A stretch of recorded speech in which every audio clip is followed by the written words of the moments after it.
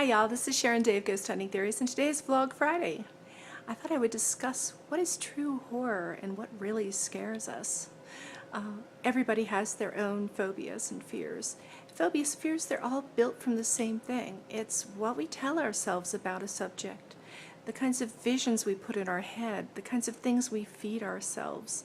And usually the underlying message of all of this is, I can't handle this shit. So I want us to talk a little bit about what works in horror. And really what works in horror isn't graphic details. We don't need to see intestines. That will make us cringe or gross us out, but that's not really horror. Horror is when you're alone with your own thoughts and you feed them things that make things seem so much worse than they really are. We have a way of just snowballing these things. So if you take a movie like, say, The Haunting, the 1963 version, we will not discuss the newer version, please. We will forget about that abomination.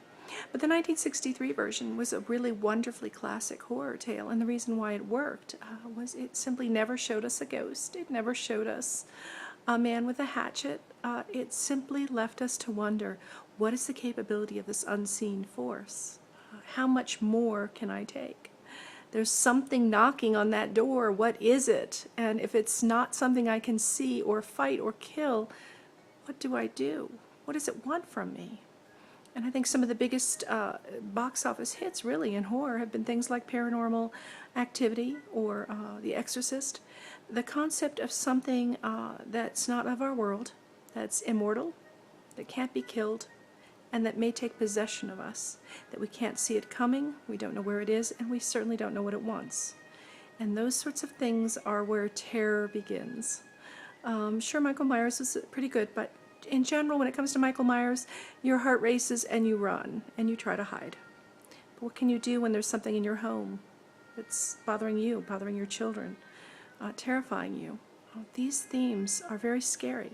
It's also why being a paranormal investigator is a very tricky field to be in, because you're dealing with people who have fed themselves all kinds of conceptions and ideas about what the other side is capable of and what might be in their house and why it might be bothering them, and their minds leap forward. So really a good horror story involves the use of all the things that we can imagine could happen, what we feed our heads when we're alone watching this movie and thinking, what would I do? So it's not really a big deal for movie makers to make a really good horror tale. It's so freaking easy. John Carpenter got it. A little bit of creepy music will go a long way. Hammer Films got it. A nice gothic atmosphere, a creepy setting can do it. It's just not that hard to do good horror. You just have to guide the audience to fill in the blanks. So I'm hoping that there'll be some more good horror movie makers out there. James Wan has done a fairly decent job of taking bits and pieces of 70s horror and a little bit of 80s and trying to elicit those responses that we used to have to some of the more vintage horror.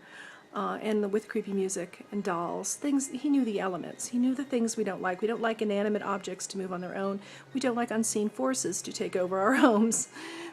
We don't want anyone to possess us. So these are pretty simple concepts, and it really doesn't take much more than mood, atmosphere, music, and a few happenings that we can't explain, and something we are fighting we cannot see. So I'm hoping we get some more good horror movie makers out there. I hear Juan is going to quit making them. So, where are you people? It's so cheap and simple to make horror. You know, what are you doing? You're still trying to reinvent the slasher, and we are just absolutely bored with guts. So give us something we can really be scared of. Thanks.